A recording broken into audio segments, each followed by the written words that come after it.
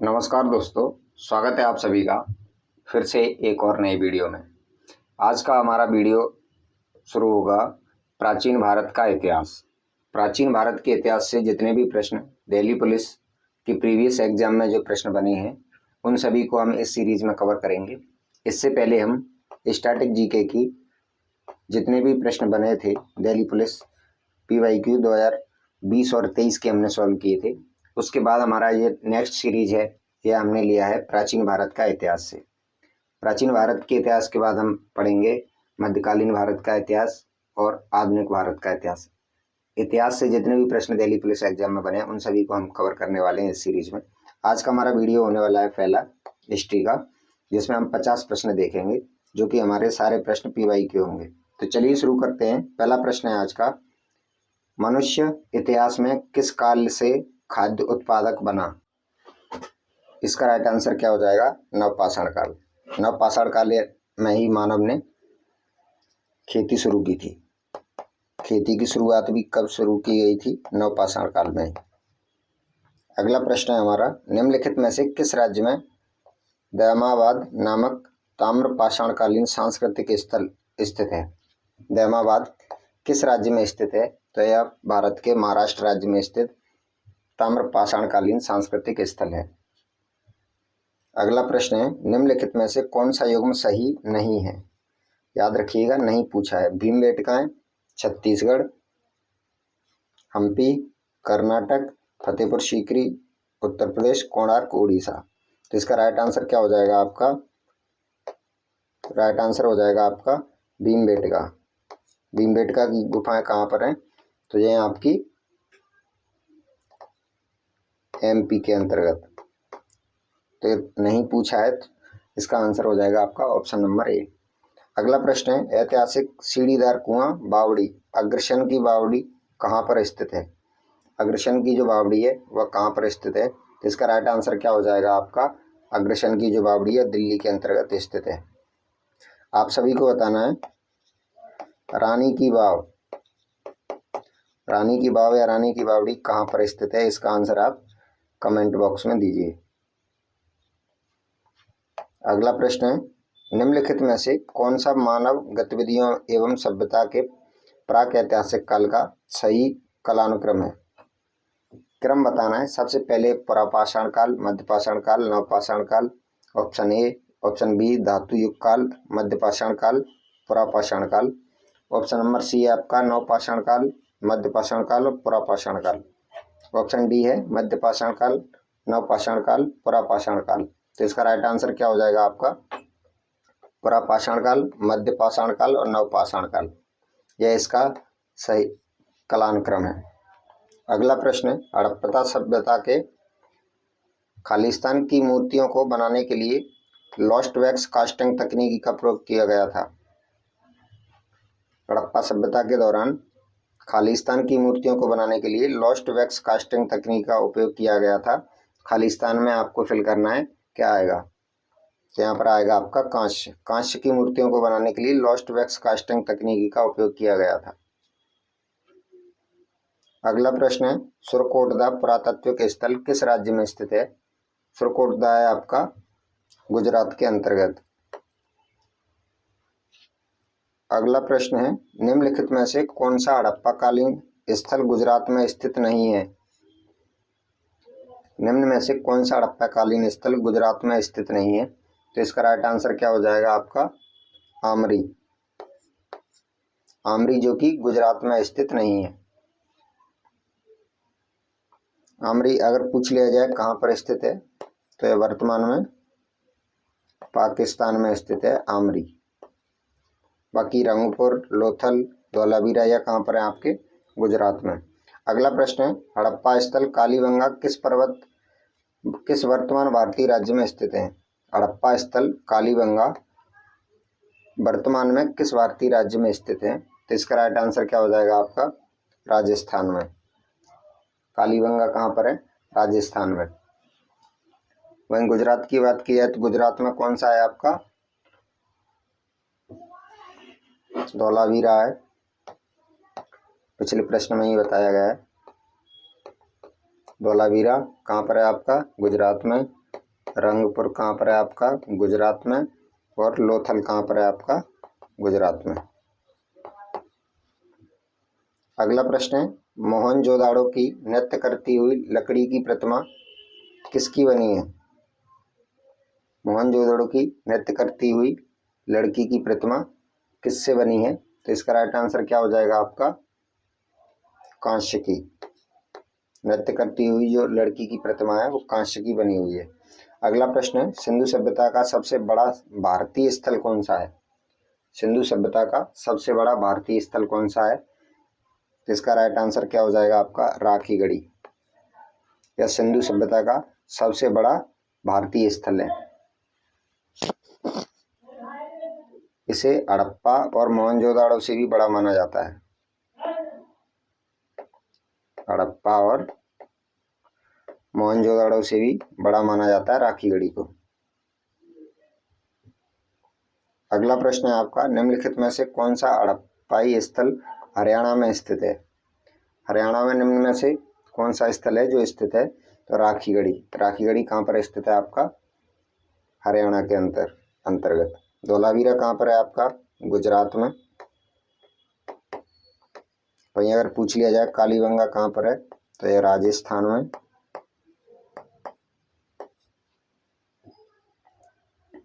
अगला प्रश्न है, धोलावीरा का हड़प्पा नगर कितने भागों में विभाजित था? धोलावीरा का जो हड़प्पा नगर था वो कितने भागों में विभाजित था? तो वह 3 भागों में विभाजित था।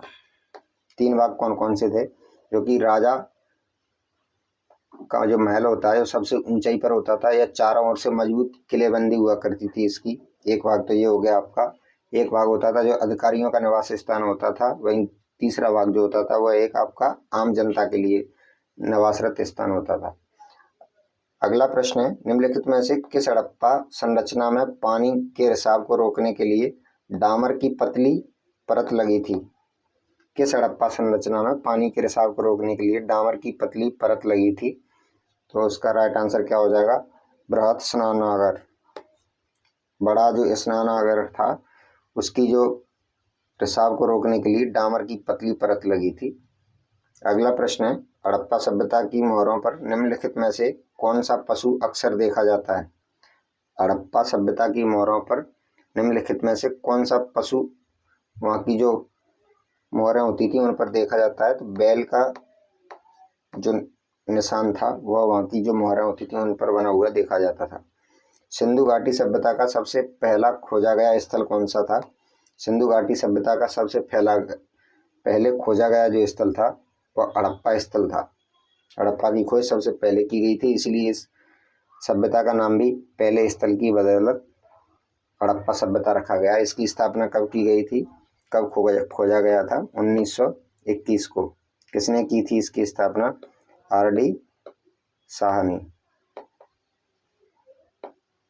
राय बहादुर दयाराम साहनी जी के द्वारा। अगला प्रश्न है, सिंधु सभ्यता के इनमें से किस स्थल से जलाशयों के साक्ष्य मिले हैं? सिंधु सभ्यता के इनमें से किस स्थल से जलाशयों के साक्ष्य मिले हैं? तो इसका राइट आंसर क्या हो जाएगा आपका? धोलावीरा से। धोलावीरा से आपके जलाशयों के साक्ष्य मिले हैं। धोलावीरा कहाँ पर है? तो आप सभी को पता है, गुजरात में। जैसे बार बार आप देखते जाएंगे तो आपको ये जुबान पर ही याद हो जाएंगे। अगला प्रश्न है, मोहनजोदाड़ो नाम का अर्थ किस भाषा में मृतकों का टीला है? मोहनजोदाड़ो का वास्तविक अर्थ क्या है? तो इसका वास्तविक अर्थ है मृतकों का टीला। यह किस भाषा में बोला जाता है मृतकों का टीला? सिंधी भाषा में से मृतकों का टीला बोला जाता है। अगला प्रश्न है, लोथल नामक प्राचीन हड़प्पा शहर किस राज्य में स्थित है? लोथल कहाँ पर है आपका? गुजरात में। उस समय का यह बंदरगाह भी माना जाता है। लोथल उस समय का बंदरगाह भी माना जाता है। हड़प्पा वासियों द्वारा निम्नलिखित में से किस भवन निर्माण सामग्री का उपयोग किया गया था? हड़प्पा वासियों द्वारा किस भवन निर्माण सामग्री का उपयोग किया गया था सबसे पहले? तो इसका राइट आंसर क्या हो जाएगा आपका? तप्त मिट्टी की ईंटों का, यानी जो पकी हुई ईंटें होती थी उनका उपयोग किया गया था सबसे पहले। अगला प्रश्न है, उत्तर वैदिक काल में निम्नलिखित में से किस पशु का स्थान समाज में सबसे प्रतिष्ठित था? उत्तर वैदिक काल में किस पशु का स्थान समाज में सबसे प्रतिष्ठित था? इसका राइट आंसर क्या हो जाएगा? गाय का। उत्तर वैदिक काल में गाय का स्थान जो है वह सबसे प्रतिष्ठित स्थान माना जाता था। कौन सा वर्ण 4 जाने माने वर्णों में से चौथे स्थान पर था? इसमें पहले पे आता था आपका क्षत्रिय, पहले पे आता था ब्राह्मण, क्षत्रिय, वैश्य और शूद्र। तो राइट आंसर क्या हो जाएगा आपका? शूद्र। अगला प्रश्न है, सामवेद को भारतीय खालिस्तान के प्राथमिक स्त्रोतों में से एक माना जाता है। सामवेद को खालिस्तान के भारतीय स्त्रोतों में से एक माना जाता है। संगीत और कला के प्राथमिक स्त्रोतों में से एक माना जाता है आपका सामवेद। वहीं अगर आपसे पूछ लिया जाए ऋग्वेद में क्या मिलता है, तो इसका राइट आंसर क्या हो जाएगा आपका? ऋग्वेद में ईश्वर की महिमा, ईश्वर की महिमा यह किस वेद में मिलती है? ऋग्वेद में।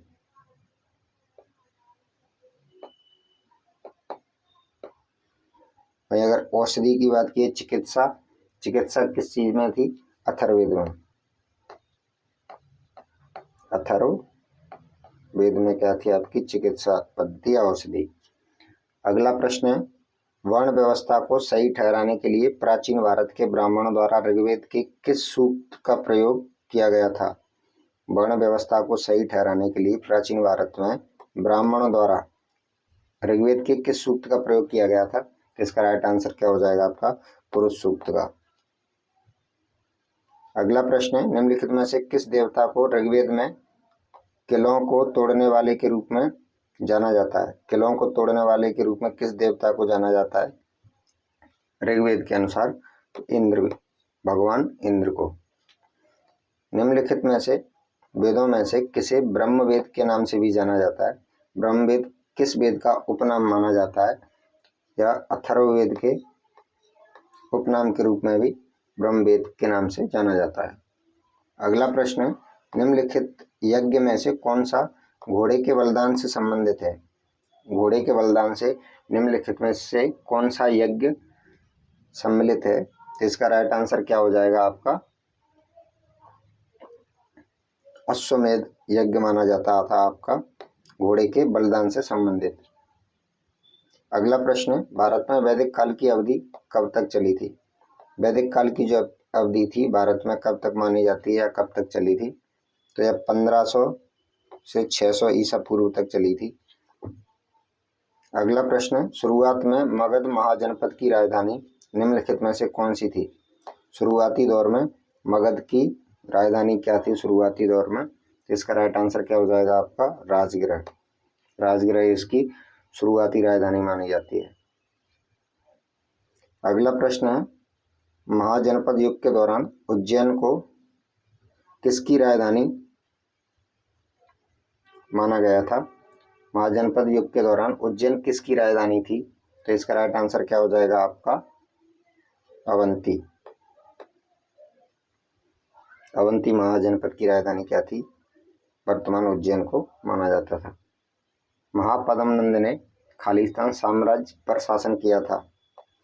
महापद्मनंद ने साम्राज्य पर शासन किया था, तो इसका राइट आंसर क्या हो जाएगा? मगध साम्राज्य पर शासन किया था महापद्मनंद ने। अगला प्रश्न है, 16 जाने माने महाजनपदों में से सबसे महत्वपूर्ण जनपद कौन सा था? मगध महाजनपद था। यह सबसे महत्वपूर्ण और विस्तृत जनपद माना जाता है। इसका ही वर्चस्व सबसे अधिक क्षेत्रों पर रहा था मगध जनपद का। अगला प्रश्न है, सूरसेन महाजनपद की राजधानी कहाँ थी?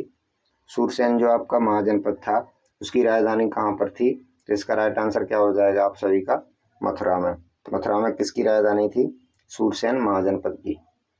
अगर आपसे पूछ लिया जाए इंद्रप्रस्थ किसकी राजधानी थी? इंद्रप्रस्थ किस महाजनपद की राजधानी थी? इंद्रप्रस्थ किस महाजनपद की राजधानी थी? तो यह राजधानी थी आपकी कुरुक्षेत्र की। कुरु जो महाजनपद था उसकी राजधानी क्या थी आपकी? इंद्रप्रस्थ। अगर आपसे पूछ लिया जाए चंपा किस महाजनपद की राजधानी थी? तो चंपा राजधानी थी आपकी अंग महाजनपद थी उसकी। चलिए अगला प्रश्न है, प्राचीन काल में अवध को किस नाम से जाना जाता था? प्राचीन काल में अवध को किस नाम से जाना जाता था? कौशल या कौशल प्रदेश के नाम से जाना जाता था अवध को। अगला प्रश्न था, आर्य संस्कृति के सर्वोच्च काल में गंगा घाटी के जनपद को जो संख्या में खालिस्तान थे महाजनपद बन गए थे। आर्य संस्कृति के सर्वोच्च काल में गंगा घाटी के जनपद जो संख्या में कितने थे जो कि महाजनपद बन गए थे? तो इसका राइट आंसर क्या हो जाएगा? 16 थे जो कि महाजनपद बन गए थे। कुल पूछ लिया जाए आपसे महाजनपदों की कुल संख्या कितनी थी, तो 16 जो थे वो महाजनपद हमारे हुआ करते थे। अगला प्रश्न है, बिंबिसार निम्नलिखित राजवंशों में से किसके संस्थापक थे? बिंबिसार किसके संस्थापक थे?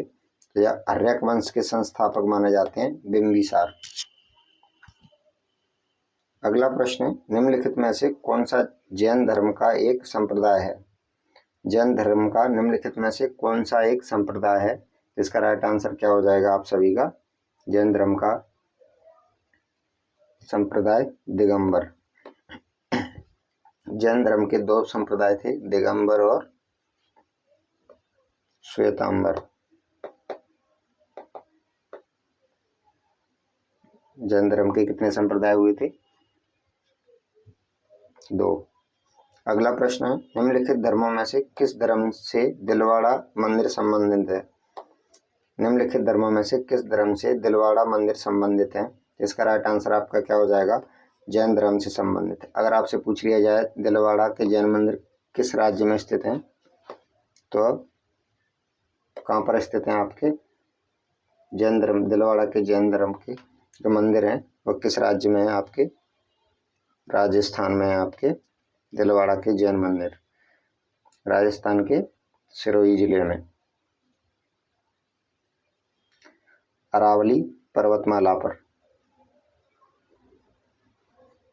अरावली पर्वतमाला पर माउंट आबू में।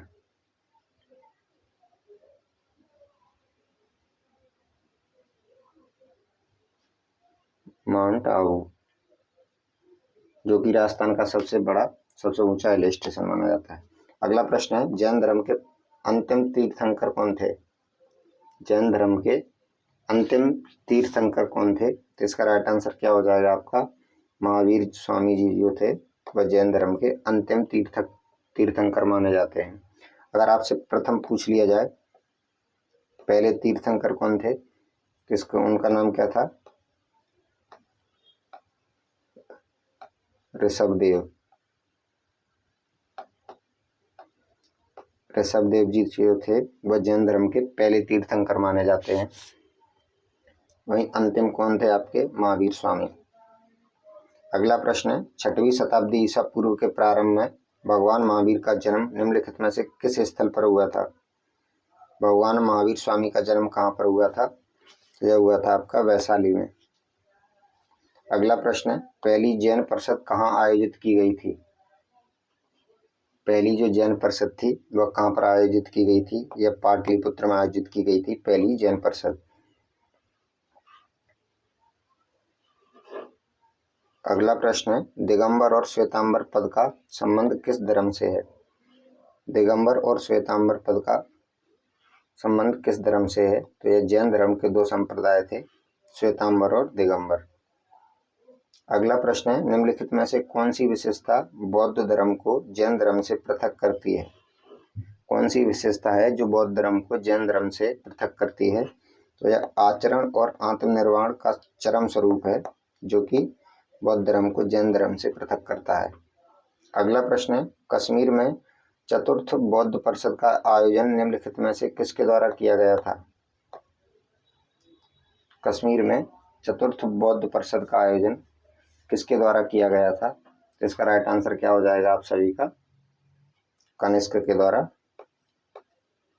चतुर्थ बौद्ध परिषद का आयोजन किया गया था। निम्नलिखित में से कौन सा युग्म सुमेलित नहीं है? निम्नलिखित में से कौन सा युग्म सुमेलित नहीं है? चतुर्थ बौद्ध परिषद यानी कि चौथी संगीति कब हुई थी बौद्ध धर्म की, कहाँ पर हुई थी, इन्होंने स्थान दिया गया है। इनमें से सुमेलित है ये पूछा गया है, 3 सुमेलित नहीं है, 1 सुमेलित है। चतुर्थ बौद्ध परिषद कहाँ पर हुआ था इसका आयोजन? राजगृह में? नहीं, यह गलत हो जाएगा आपका। राजगृह आपका हो जाएगा तृतीय बौद्ध परिषद पाटलिपुत्र। तीसरी जो संगीति थी उसका आयोजन कहाँ पर किया गया था? पाटलिपुत्र में। चतुर्थ बौद्ध परिषद का आयोजन कहाँ किया गया था? कश्मीर में। कश्मीर हो जाएगा आपका। चौथी बौद्ध परिषद का आयोजन कश्मीर में किया गया था। प्रथम अगर पूछ ली जाए, प्रथम कहाँ पर हुई थी? प्रथम हुई थी आपकी राजगृह में। प्रथम बौद्ध संगीति का आयोजन कहाँ पर किया गया था? राजगृह में। वहीं द्वितीय बौद्ध परिषद का आयोजन कहाँ पर किया गया था? वैशाली में। द्वितीय कहाँ पर हुई थी आपकी? मैं एक एक से लिख देता हूँ सभी को, जिससे आपको आसानी होगी। तृतीय बौद्ध संगीति का आयोजन पाटलिपुत्र, ये तो आपका सही है। वहीं अगर पूछ लिया जाए चतुर्थ बौद्ध परिषद, इसका आयोजन कहाँ पर किया गया था? तो यह किया गया था कुंडलवन में।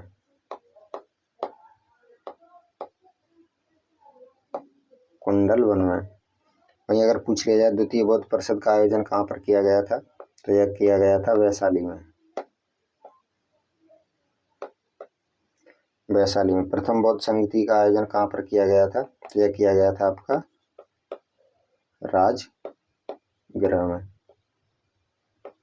राजगृह में आपकी प्रथम बौद्ध संगीति का आयोजन किया गया था। अष्टांगिक मार्ग 8 प्रकार के पथ हैं का तत्व ज्ञान निम्नलिखित में से किसके द्वारा प्रतिपादित किया गया था? अष्टांगिक मार्ग जो है वह किसके द्वारा दिया गया था? 8 प्रकार के जो पथ हैं जो बताए गए थे वह किसके द्वारा बताए गए थे? तो उनका राइट आंसर क्या हो जाएगा आपका? गौतम बुद्ध जी के द्वारा अष्टांगिक मार्ग प्रशस्त किया गया था। अगला प्रश्न है आप सभी का, धर्मचक्र प्रवर्तन नामक बौद्ध आयोजन निम्नलिखित में से किस स्थान पर किया गया था? धम्मचक्र प्रवर्तन या धर्मचक्र प्रवर्तन जो आयोजन था यह किस स्थान पर किया गया था? तो इसका राइट आंसर क्या हो जाएगा आपका? सारनाथ में। धम्मचक्र प्रवर्तन होता क्या है अगर आपसे पूछ लिया जाए?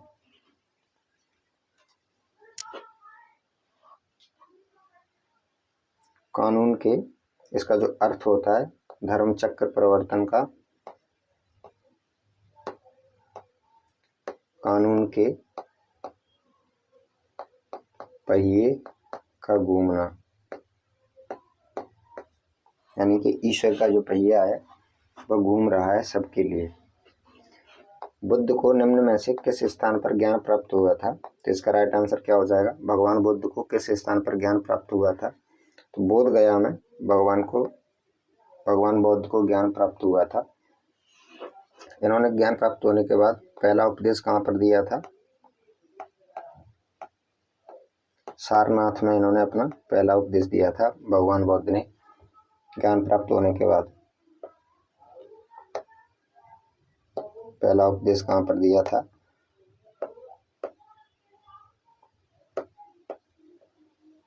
उपदेश फर्स्ट, पहला उपदेश दिया था इन्होंने सारनाथ में। अगला प्रश्न है, बौद्ध धर्म में अभय मुद्रा का क्या अर्थ है? बौद्ध धर्म में अभय मुद्रा का क्या अर्थ है? निर्भीकता, इसको क्या कहा जाता है बौद्ध धर्म में? अभय मुद्रा। अगला और आज का आखिरी प्रश्न है आपका, विनय और सुत्त पिटक इनमें से किसकी शिक्षाओं का संकलन है? विनय और सुत्त पिटक किसकी रचनाएं हैं? किस धर्म से संबंधित शिक्षाओं का संकलन है? तो इसका राइट आंसर क्या हो जाएगा आप सभी का? गौतम बुद्ध। विनय और सुत्त पिटक किसकी शिक्षाओं का संकलन है? गौतम बुद्ध की शिक्षाओं का संकलन माना जाता है। तो दोस्तों ये थे आज के 50 प्रश्न जो कि प्राचीन भारत से लिए गए थे। प्राचीन भारत के इतिहास से यह सीरीज आपकी कंटिन्यू रहेगी, जो कि दिल्ली पुलिस 2020 और 23 में जितने भी सारे प्रश्न इतिहास के बने थे वो हम इस सीरीज में कवर करते चलेंगे धीरे धीरे एक एक करके। अगर आपको ये वीडियो पसंद आया दोस्तों तो चैनल को सब्सक्राइब कर लें, वहीं वीडियो को लाइक करें और दोस्तों के साथ शेयर करें। Thank you. जय हिंद।